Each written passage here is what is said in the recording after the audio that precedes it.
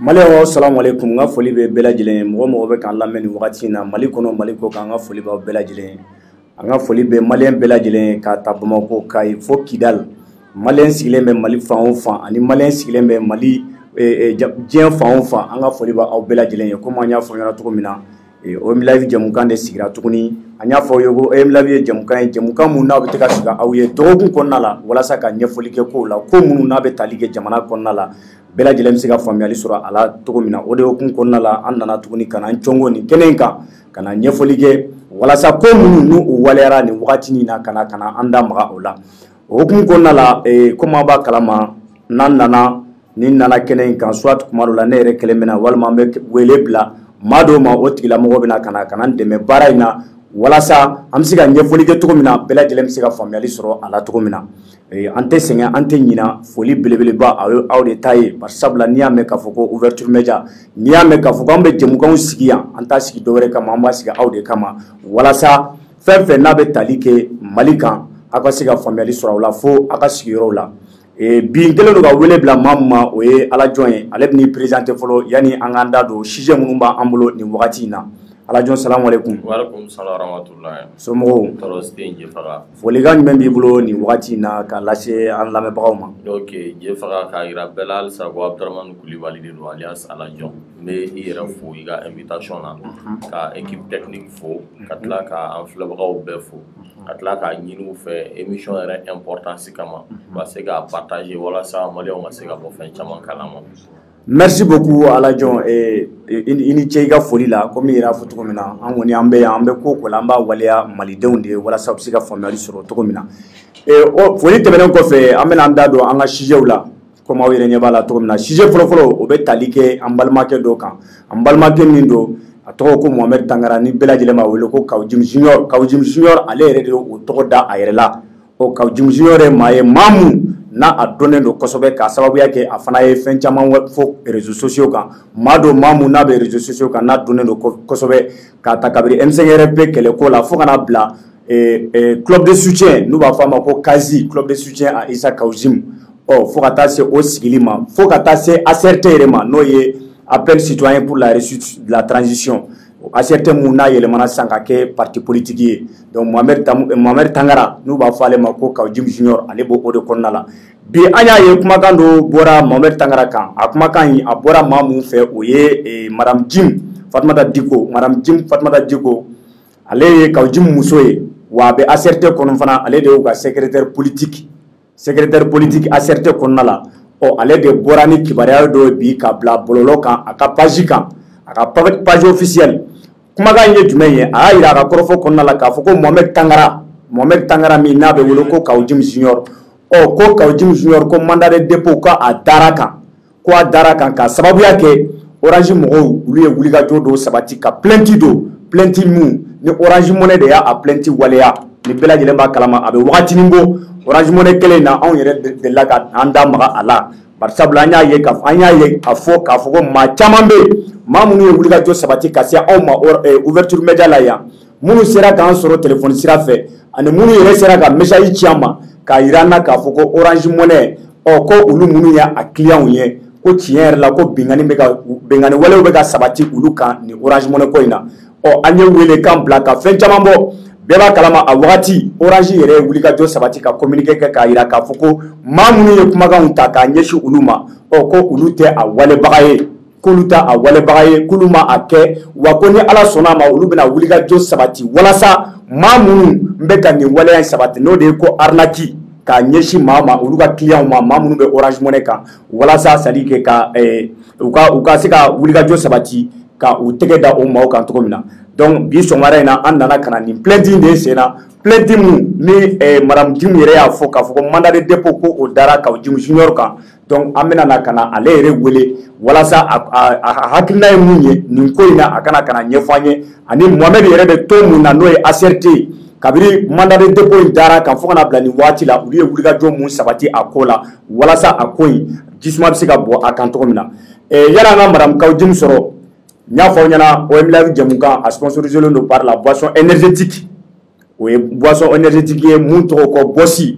Bossi ye boisson énergétique ye mun nana kana jɛmukan in kana ne cɛfaga yɛrɛ kana n jɔgɔrɔma tontɔn kosɛbɛ walasa jɛmukan in a bɛ se ka waleya cogo min na wa walasa jɛmukan in a bɛ se ka kɛ continuité cogo min na jamanaden bɛɛ lajɛlen bɛ se ka faamuyali sɔrɔ a la cogo min na Mali kɔnɔ Mali kɔ kan donc an bɛna Bossi mɔgɔw ka publicité an bɛna o tɛmɛ n'o tɛmɛna n bɛna Kawjim madame Jim Fatumata Diko n bɛna ale wele n'ale ye secrétaire politique ACRT la ale bɛna ka n'i da maga ko in na. Madame Jim, salam alaikum. Walaikum salam. Somɔgɔw. Tɔɔrɔ tɛ. Baasi la kɔni. An bɛ latanu. An y'i wele bi. Ka sababuya kɛ i bɛ parti politique la. N'o ye ACRT ye. Appel citoyen pour la réussite de la transition. I y'o o secrétaire politique ye. Donc an y'i wele o hukumu kɔnɔna la ka sababuya kɛ an ye publication dɔ ye i ka page fana kan i ka page officielle kan. Mun bɛ tali kɛ maa kan maa mun ni a b'aw ka jɛkulu in na ni a tɔgɔ ko Mohamed Tangara ni bɛɛ lajɛlen b'a wele ko Kawjim Junior an y'a ye k'a fɔ ko mandat de dépôt kɔni i ka page kan a fɔlen don k'a fɔ ko mandat de dépôt de dara kan mandat de dépôt ka sababuya kɛ Orange Money mɔgɔw de ye wulikajɔ sabati ka plainte don k'a yira k'a fɔ ko arnaque don ko o bɛ ka waleya u ka clients na. Donc e bɛ se ka i da maga yɔrɔ jumɛn na nin c'est à dire que aw minnu ne aw ka maa don n'a b'aw ka parti la aw ye wulikajɔ jumɛn de sabati a ko la kabiri a y'a mɛn k'a fɔ ko mandat de dépôt dara kan. D'accord, i ka ɲininkali diyara n ye. Donc yan'a ka se mandat de dépôt ma. Donc ne sufɛ je pense le premier. Sufɛla la an bɛ taa des messages ci ma. A ko n ma ko u ye Jim Junior arrêté. O suite à une plainte Orange. O yɔrɔ ne k'a faamu ne yɛrɛ tun bolo n k'a ye a ye kuma dɔ de fɔ u ma réseau kan. Donc o kuma kama u y'a interpellé tututu yɔrɔ ne m'a ɲɛɲini ne ye a y'a sɔrɔ Jim bɛ duba la n y'a wele n ko n ko u ye Junior ni arrêté. An k'a fɛɛrɛ k'a la donc automatiquement il était 23h. Ale wulila ka bɔ Futalikɔ ka na a y'a sɔrɔ a tun bɛ 13e arrondissement na. Donc a nana taara ka taa yen nɔ a don na mɔgɔ si tun tɛ sɔn mɔgɔ k'a ye quoi. Alors mais après ne yɛrɛ n'a kuma ɲɛ ko ale yɛrɛ y'a tɛmɛtɔ ye donc o taara o ko u bɛ fɛ k'a lajɛ n'a sɔrɔ ni problème ye min ye n'a sɔrɔ ni wari ko de don ni wari bɛ se ka sara a ka bila. Ou bien ni a sɔrɔ a bɛ se ka lafiya cogo min na a bɛ se ka bila cogo min na n'u bɛ se k'o ɲɛfɔ a y'a sɔrɔ su kora mɔgɔ min tun bɛ bɔ bɛ taa nɔ la o k'a ma ko ayi ko wari sarako tɛ. Donc k'u bɛ enquêtes de la ko nin problème in ka gɛlɛn ko parce que réseau de don u bɛ k'a ɲɛɲini u bɛ enquêtes ni fɛnw na. Donc ko k'a yira k'a fɔ k'a ka login de utilisera ka don arnaque ko dɔ la. A ka login. A ka login u b'a fɔ ko login. Donc k'o utilisera. Maintenant ale yɛrɛ ka fɔ la ale tɛ. A kɛra k'a sɔrɔ ale t'a kalama. Ale ye min fɔ ne parce que nin fɛn bɛɛ la ale bɛ kuma fan dɔ in bɛ kuma an kɔni bɛ o fila de la mais an bɛ se ka fɔli kɛ n'o ye mɔgɔ tɛ se ka jugement kɛ. Parce que a ko tiɲɛ ala de b'o dɔn. Mɔgɔ bɛ se k'a fɔ de i dalen don i ka mɔgɔ la i ma deli k'a ye kojugu la. Mais voilà i bɛ se ka parti pris kɛ. Mais kɔni ni justice ko ko mɔgɔ ma i sigi yan an mago b'i la yɔrɔ an ka enquêtes kɛ hakili la bɛɛ ka kan malidenya la pour que ka i muɲu k'o waati kɔnɔ. Siga t'a la. Voilà. Donc k'a ka login kɛra la mais ale yɛrɛ ko ale m'a kɛ ale t'a kalama. Donc ko min kɛra login in kan ale t'a kalama. Ale tɛ baara kɛ login in na a mɛnna. A yɛrɛ ka fɔli la ale ye min fɔ an ye o y'o ye. Awɔ. Ok donc aw ye o wulikajɔ sabati o tɛmɛnen kɔfɛ aw ye fɛn wɛrɛ kɛ mun tɛ ka essayer ka labɔ i n'a fɔ par exemple i yɛrɛ bɔra ka kɔrɔfɔ min fɔ sisan n'o de ye Kawjim parce que Kawjim de ye ACRT président ye. donc wakati mina kunnafoni dala kan k'a fɔ ka yira k'a fɔ ko Mohamed Tangara n'o ye Kawjim Junior yɛrɛ o ka minɛlen don 13e arrondissement na donc a ka wulikajɔ kɔfɛ a y'a ye ko ni wariko bɛ se ka ɲɛnabɔ walasa a ka se ka bila k'a bɛ wari sara walasa a ka se ka bila mais o kɔfɛ u y'a yira k'a fɔ ko a tɛ se ka bila bari sabula wariko tɛ nka u b'u ka enquêtes de la mais o kɔfɛ a ye ACRT wulikajɔ jumɛn de sabati a ye tuguni nin bɛɛ kɔfɛ président ye avocat wele o bila a affaire kan hakili la o avocat kɔfɛ u yɛrɛ ye dɔwɛrɛw ɲini k'olu bila a la u yɛrɛ ka mɔgɔw ye dɔw ɲini a yɛrɛ avocat wele avocat yɛrɛ de information caman d'an yɛrɛ ma ok ni baarakɛɲɔgɔn dɔw bɛ plateau kan ne ale fana ni ɲininkali dɔ b'a bolo ka tɛngu la Alajo ɲininkali dɔ b'i bolo wa bonsoir madame Jim. Bonsoir. N bɛ fɛ k'a dɔn parce que lajɛbagaw k'a dɔn quoi login ye fɛn jumɛn de ye. Bon ne yɛrɛ tɛ Orange baarakɛla ye a fɔra ne yɛrɛ ye cogo min ne yɛrɛ ka login ko kuma mɛn o kɛra nin cɛnin nɔfɛ ye parce que mɔgɔ min don a nɔrɔla Jim na a ka kungo wulila dɔrɔn an fana wulila k'an jɔ u ye min ɲɛfɔ an y'a minɛ ne la u k'an ma ko login de b'u bolo u bɛ identifier n'o de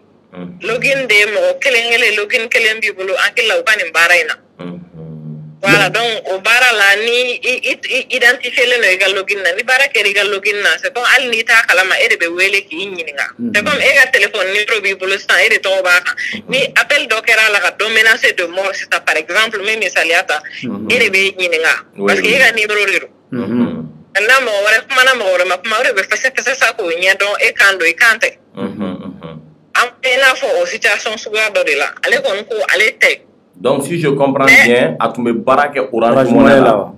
A tun bɛ baara kɛ o la ne yɛrɛ tun t'o kalama ni nin ko in tɛ a y'a bila ne y'a dɔn don min a tun t'a baara kɛ. Donc e y'a dɔn o y'a sɔrɔ a y'a baara dabila. A y'a baara dabila mais login min tora ale bolo login ma segin. A ka identifiant a tun bɛ se k'a ka baara kɛ ni identifiant min ye dɔw de a bɛ k'a fɔ ko dɔw de utiliser ka ni arnaque in k'a tɔgɔ la quoi. Ale ye ɲɛfɔli min kɛ ne ye o y'o ye et je n'ai pas de raison ka segin a la parce que ma deli k'a ye yuruku baara la a ye min ɲɛfɔ ne yɛrɛ ɲɛna ne da n'a da a ko n ma ko ale tɛ ko sûrement mɔgɔ wɛrɛ de y'a ta k'a baara kɛ ni ale ka login ye ko ale ma baara kɛ n'a ye k'o bɛ kalo 6 bɔ. Ok faamuyali kɛra mais i yɛrɛ i tigɛlen don a kan k'a fɔ ko il est innocent. Ne ma deli k'a ye foyi la min b'a to ne bɛ se k'a. Ok madame Jim yanni i ka nin kunnafoni in bila an kɔni an bɛ sɛgɛsɛgɛli de kɛ wa an bɛ ɲininkali de kɛ ko bɛɛ la Amza B so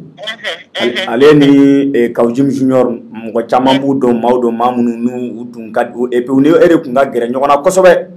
U ka gɛlɛn ne ma kosɛbɛ vraiment. Voilà et puis u ni ka voilà u ni tun ka gɛrɛ ɲɔgɔn na fana.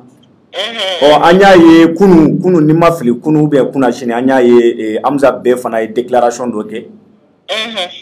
Amza B so a ye déclaration dɔ kɛ réseaux sociaux kan mɔgɔw y'a bila bɔlɔlɔ siraw fɛ a y'a yira k'a fɔ ko ale kɔni bɛ bɔ k'a bɛ ko a ye lettre de démission dɔ de sɛbɛn k'a fɔ k'a bɛ bɔ ACRT kɔnɔ ani Kazi. N t'a dɔn n'a y'a sɔrɔ ni i y'a kunnafoni mɛn. N ye kunnafoni sɔrɔ kunna sini. N ye message in ye lettre de démission a y'a ci ma WhatsApp de fɛ. Ani ne ma kuma fɔ bi a y'a ci ne ma ne b'a ɲininka a fana ma se ne ma k'a fɔ ne ye ko ale bɛ bɔ ani ne ma kuma kɛ. A ye nin sɛbɛn a y'a ci WhatsApp fɛ ne y'a ye WhatsApp kan ne m'a ɲininka a fana ma ne bonya a ma se ne ma malgré que u ka surun ne na ne bolo hali n'ale tun bɛ taa kun b'o la o ka kɛ nin ka minɛli ko ye o ka kɛ ko wɛrɛ ye ale tun bɛ se ne ma k'a kuma ne fɛ min na denmisɛnninw don mais ne fana y'u bonya. Donc a ka nin tagali cogo in na c'est à dire que y a pas une raison valable mun b'a yira k'a fɔ ko bon ko mankan dɔ de tɛmɛna aw ni ɲɔgɔn cɛ parti kɔnɔna la ou bien parce que ni min kɛra o de kɛra sababu ye n'a démissionnera. Ne tɛ mankan kalama fo n'a a ye ne ladɔnniya o la ne kɔni t'o kalama. Bon peut-être a bɛ se ka kɛ a ka démission ye sababu ye parce que Mohamed Tangara n'o ye Kawjim Junior ye bɛɛ b'a kalama ale n'o tun ka surun ɲɔgɔn na olu de tun bɛ fɛn caman kɛ donc du fait qu'il a été arrêté. Il a été placé sous mandat de dépôt et que aw ma se ka wulikajɔ sabati peut-être pour que ka se k'a bali peut-être o de bɛ se ka kɛ sababu ye n'a fana démissionnera a bɛ se ka kɛ o ye.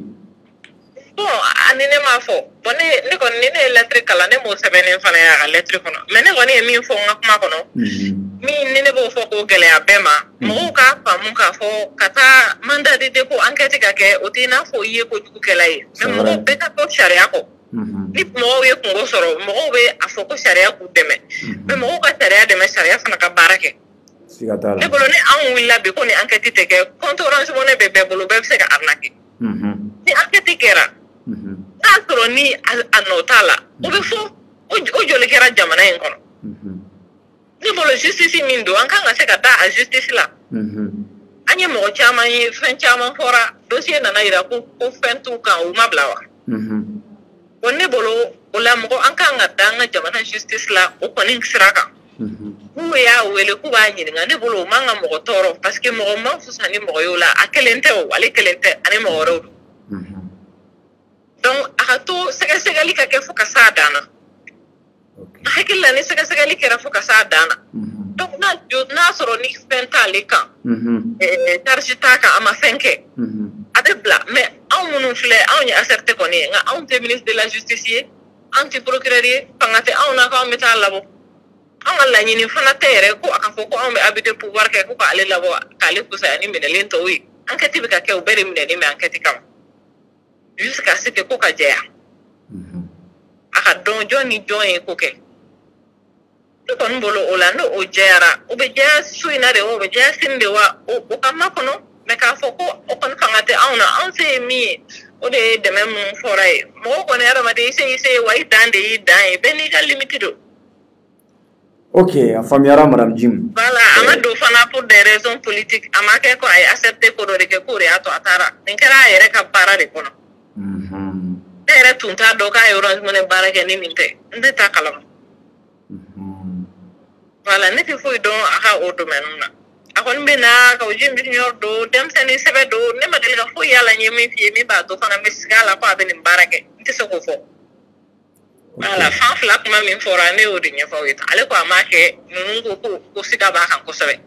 Oh, donc soupçon ba kan ko sebe. Ani ale ko amake. Bon, si ça ne kon bolo dem sen de do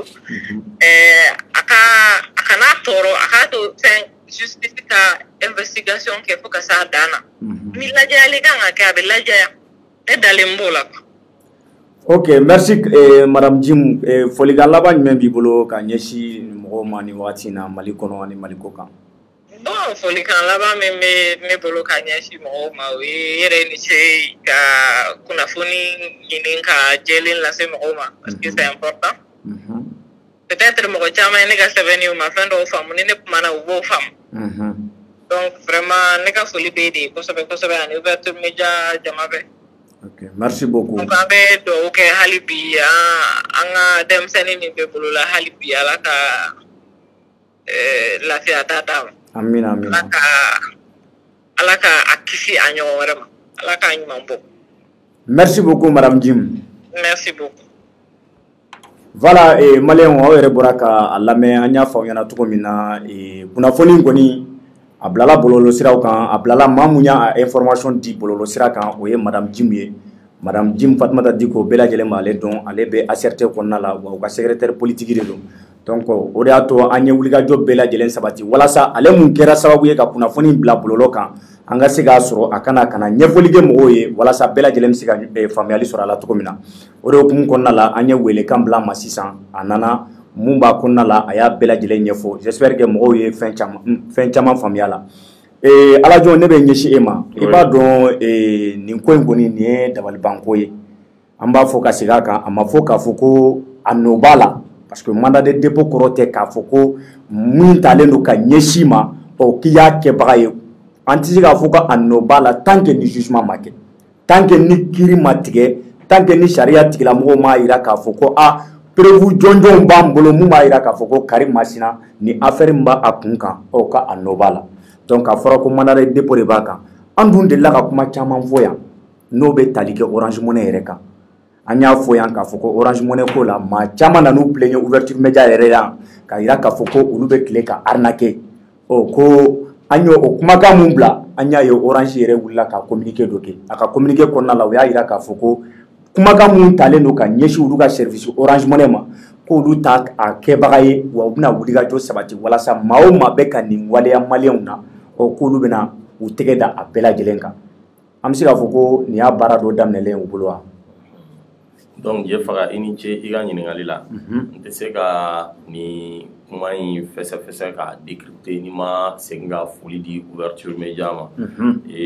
parce que n'i y'a ye an b'a ŋaniya k'a fɔ n'i y'a ye nin baara in daminɛra bi ouverture média ka wulikajɔ bɛ a la a kɛra Corno ka plateau o a kɛra OM o y'a sɔrɔ e tɛ yan o don ne yɛrɛ y'o émission kɛ contre Orange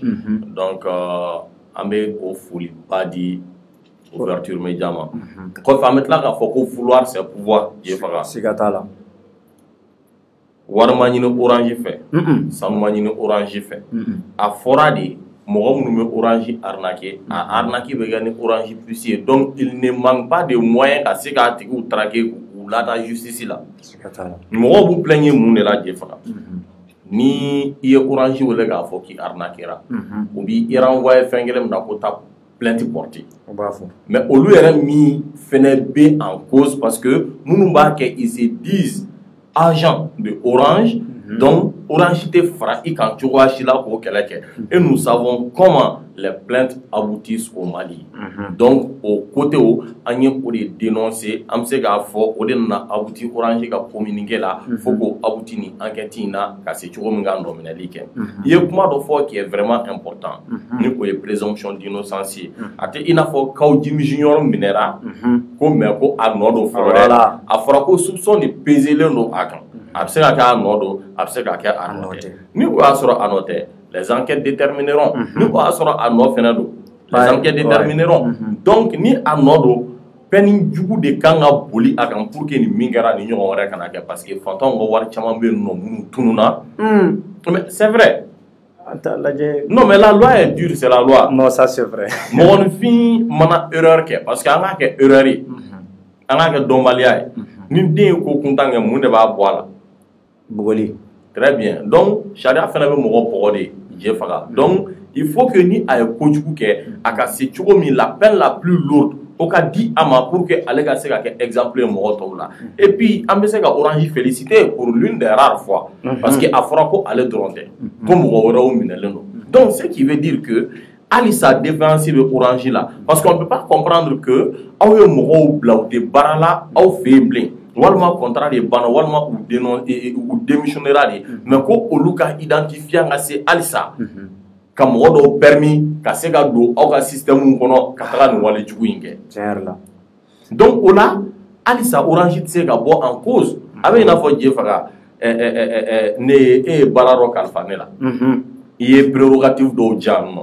ni baaraɲɔgɔnya banna an ni ɲɔgɔn cɛ ah non mais la logique voudrait k'i kɛ prérogative ninnu minɛ la bon e tɛ se cogoya si la ka ne bolo bɔ baara la walima ne yɛrɛ ka n bolo bɔ baara la nka ne bɛ se ka don e ka baara yɔrɔ fɛn min ja k'o kɛ ka bɔ je faga tabagatɔ tɛ bon ɲuman kɛ o donc a kɛra Kawjimi Junior la cogo min mɔgɔw sera cogo min d'après ses dires comme on vient de l'entendre avec madame Kawjimi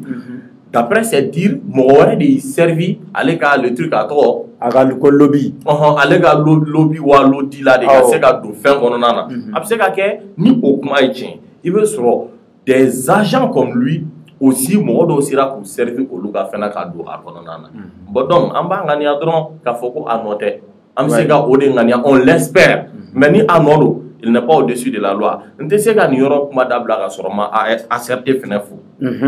parce que malgré que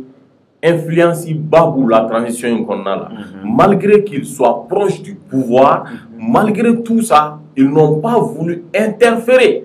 justice ka baaraw la u ko ko ka justice to a ka baara kɛ le gars il est malien comme tous les autres ni a ye faute kɛ a ka corriger n'a dun ma faute kɛ a ka bila donc o ye fɛn ye an bɛ se ka an jigi da kan k'a fɔ dorénavant jamana ɲɛmɔgɔw ani a kɛra jamana ɲɛmɔgɔ a kɛra setigi o mɔgɔ bɛ yen ko kasa nin b'i kɔ ou bien fanga nin b'i la o mɔgɔ bɛ yen nɔ an bɛ se k'a ŋaniya k'a fɔ k'u bɛna justice to yen a ka baara kɛ a kɛcogo la walasa maliyɛn minnu bɛ yen nɔ olu ka se ka lafiya sɔrɔ cogo min je faga. Merci beaucoup Abdramane, i ye nin kuma min fɔ nafa b'a la kosɛbɛ wa nafa belebeleba de b'a la bari sabula i y'a fɔ cogo min na ACRT kan ka fo parce que ACRT n'i y'a ta k'a lajɛ maaw don n'i y'u ka président yɛrɛ ta k'a lajɛ Kawjimi yɛrɛ ale ye 4e vice-président de CNT kɔnɔna la i b'a dɔn i ka kɔrɔfɔ ye mun yira i b'a dɔn maaw do maa minnu ni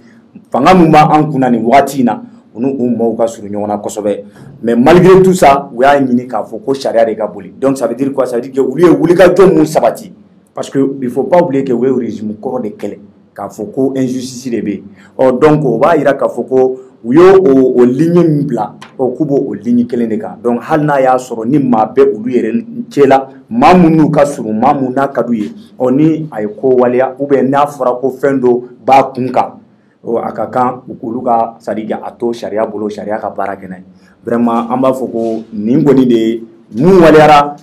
Mohamed Tangara di Kawu Jim Junior mun kɛra a ka ko la o de filɛ nin ye an bɔra k'o de ɲɛfɔ aw ye walasa a ka se ka faamuyali sɔrɔ a la an b'a fɔ ko nin ko in ala ka jisuma kɛ a fura ye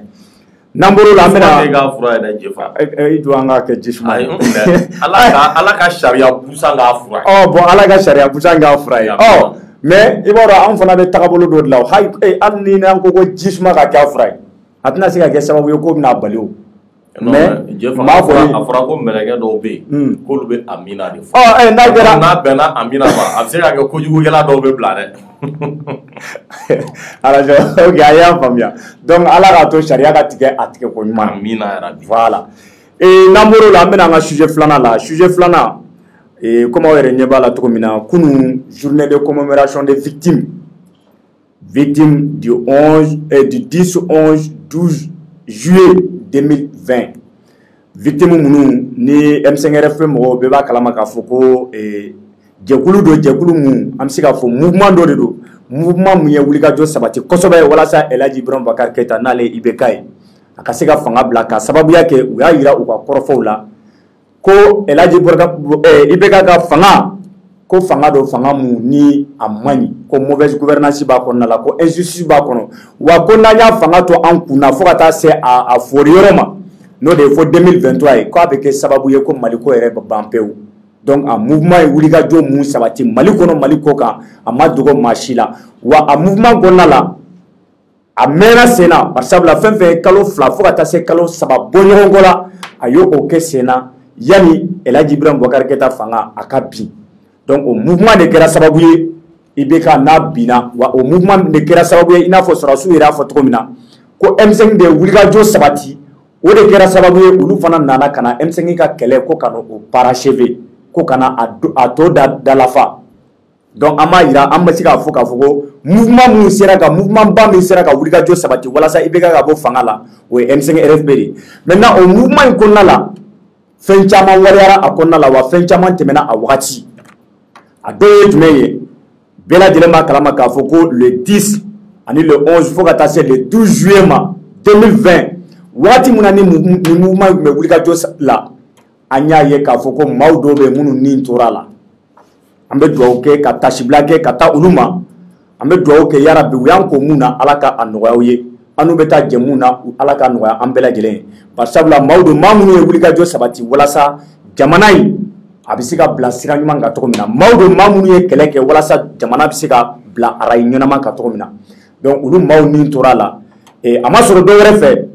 bɛɛ b'a kalama k'a fɔ ko a wagati kuma caman fɔra maa caman y'a yira k'a fɔ ko nin wale mun sabatira ni o ye le 10 le 11 fo ka taa se le 12 juillet 2020 ma maa minnu ni tora la n'a a walew kɛra Imam Mamadou Diko ka misiri da la Imam Mamadou Diko ka misiri da la u y'a yira a wagati k'a fɔ ko maa si ma kɛ a waleyabaga ye ko fo ka kɛ forçati ye u ye fɛn caman fɔ a wagati maa caman ye fɛn caman fɔ a yirala k'a fɔ ko IBK n'o ye an ka président n'ale tun y'an ka président ye a wagati ko IBK ye maa fagala ye barisabula ko a wagati ko IBK de ye mɔgɔw bila ka taga ko ni ka fara a ka marabolo ɲɛmɔgɔ kan n'o ye Boubou Cissé ye parce que Boubou Cissé il faut reconnaître que a wagati y'a sɔrɔ gouvernement tɛ sen kan maa kelen mun tun bɛ gouvernement kɔnɔna la o tun ye Boubou Cissé marabolo ɲɛmɔgɔ Boubou Cissé kelen dɔrɔn ale dɔrɔn de tun bɛ gouvernement ale dɔrɔn de tun bɛ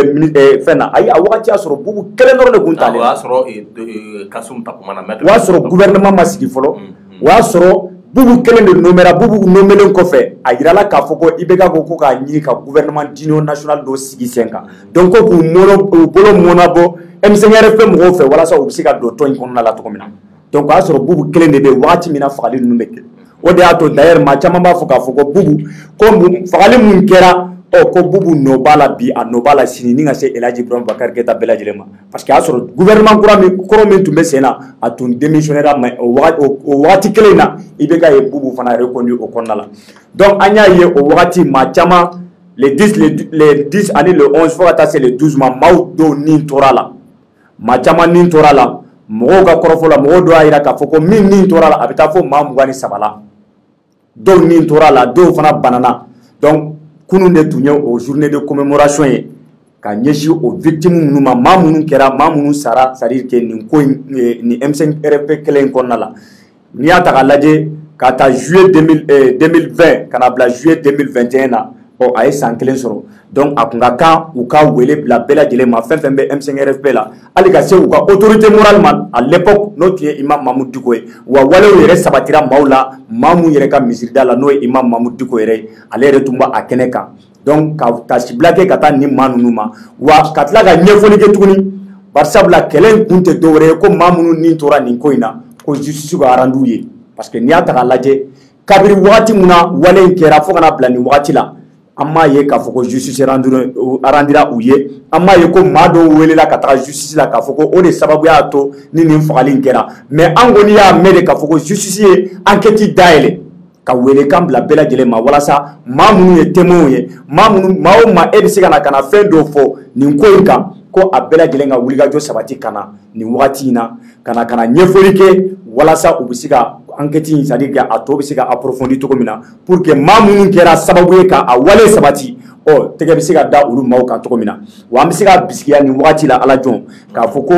mun ye nin c'est à dire que nin justice ye ni M5 RFP mɔgɔw yɛrɛ bɛ se ka u bɛ ka wulikajɔ sabati a ko la an bɛ se ka bisikiya nin wagati in na k'a fɔ ko justice bɛ se ka rendu ye parce que n'i ye gouvernement yɛrɛ ta k'a lajɛ bi bi in na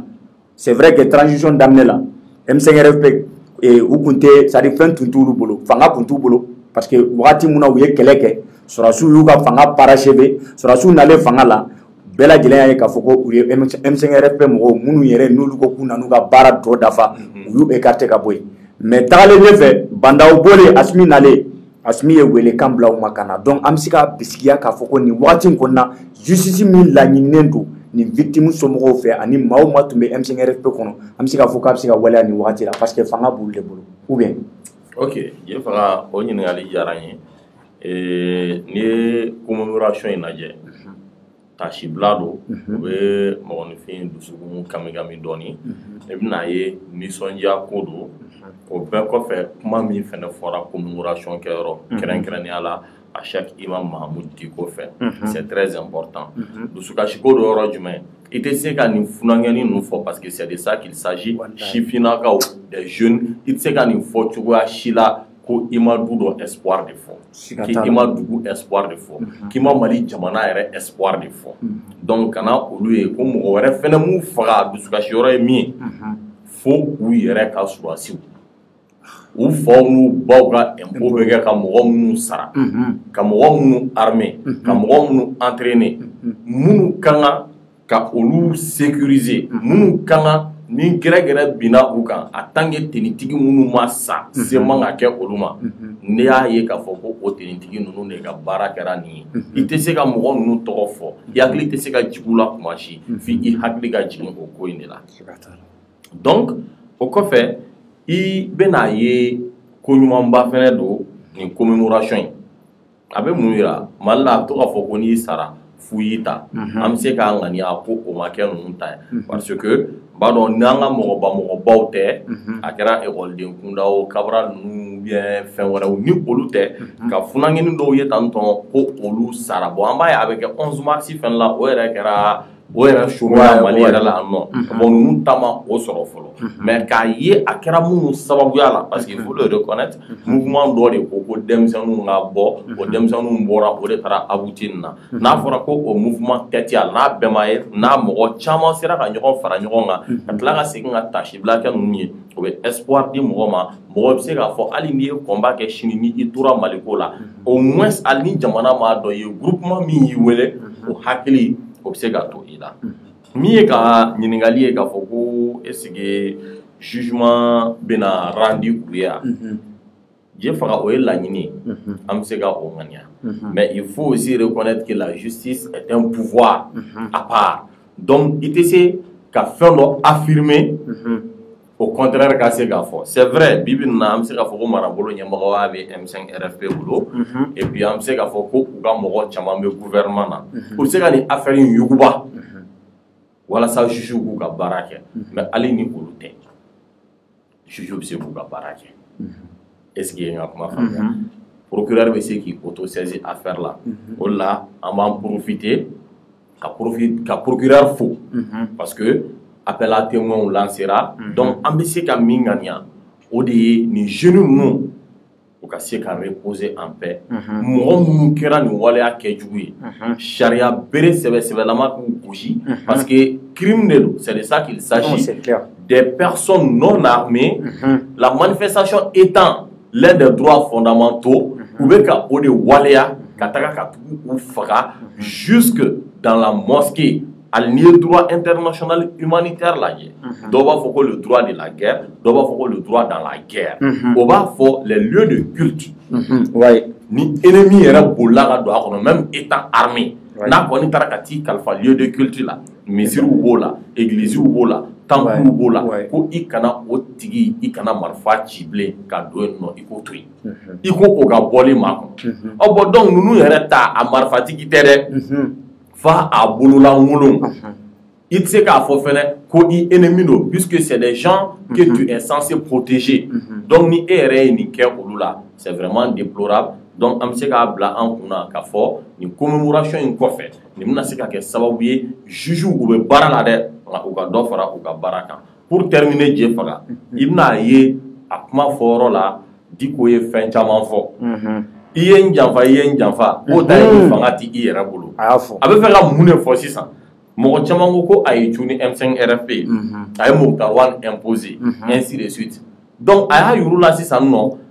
Ah, al ni quoi sera au Bekara, loi sera ma confirmé. Avec domina ego bi fanga bu yera bolo aklara ka foko esige mo yera kan a foko ka justice kan indemnisation ya puisque ou sara munu kungola olu yera be ka foko olu yera be fanga donc au-delà de tout ça imna ya aka kuma la ako ko malien kan ga fara ngo pour que ga mali jo o ba yira alisa abe aka kuma kelin la ka kuma malien be fe et jadisi fara non jadisi kan anga se ka kuma puisque c'est ensemble, en frère, on peut faire de ce Mali un Mali de rêve. Ibn Ode Famia dit qu'au Kafmala, mais c'est que mi fille d'avoir été là parce que technique de la signe qu'il y a noir sur le fait en robin à fond. Vraiment, merci beaucoup à la Djonga ni kuma nyefoli là parce que avec sababu famille chamambe sur là. Agno de fo ambe en ouverture médiante fo ila yanka nyefoli ke ko munu betali ke jamana konna la wala sa bela jelem sika famille soro to komina. Et nous nous flânons, nous flânons, nous sara, agneau de faux ou sara maliko de la. A kaka, kunu, peut-être, maudo tumula, mouni, mrodo baby, nous te hakina kelena. Nga, amana ke toko toko jamana dondido, wa amana ke toko toko, we wuligado de sabati, jamana tola. Donc, na manye ka foko ulu de nimbonena, a kaka justice ga randouye. Wa o temene ko fetuni, munu mbei, parce que a mau munu dogina ninkoina, a ma bema fatu. Dobe munun koni c'est-à-dire olu kera le jurato ye fo alikiyama jondo sa parce que o yoro be mawdo be munun panana na abe do ka haramadiya la fo ka taa fo ko mun kɛra donc a ka kan bɛɛ lajɛlen bɛɛ ka wulikajɔ sabati wa an b'a ɲini an ka justice fɛ surtout an dalen b'u la k'a fɔ ko u bɛna wulikajɔ sabati walasa ko min ye nin ye u bɛ se ka a sɛgɛsɛgɛ kosɛbɛ k'a dɔn a kunkun n'a ɲɛɲɛ maa minnu ni olu ye waleya sabati nin ko in na maa minnu nɔ bɛ nin ko in na maa minnu ni tora nin ko in na u ka se ka tɛgɛ da olu kan u ni ɲangatali mun ka kan o ka da u kan walasa ni maa minnu fatura ani minnu barala u somɔgɔw minnu u bɛ se ka c'est à dire que u dusukun na u bɛ se ka lafiya sɔrɔ u dusukun na cogo min na wa minnu fana ni tora a la olu fana bɛ se ka da cogo min na u ka kaburu kɔnɔna la donc ni sujet fila de tun b'an bolo bi ka ɲɛfɔli kɛ aw bɛɛ lajɛlen ye Mali kɔnɔ ani Mali kɔ kan walasa bɛɛ lajɛlen bɛ se ka faamuyali sɔrɔ a la cogo min na an b'a fɔ aw bɛɛ lajɛlen ye ko aw k'an bɛn ni Ala sɔnna ma inshallah n'Ala m'an ka jɔnya jɔ an na mercredi don ni heure kelen na ka na ka ɲɛfɔli kɛ aw ye ko wɛrɛ la minnu bɛ tali kɛ jamana in kan an b'a fɔ aw bɛɛ lajɛlen ye ko aw k'an bɛn waati wɛrɛ inshallah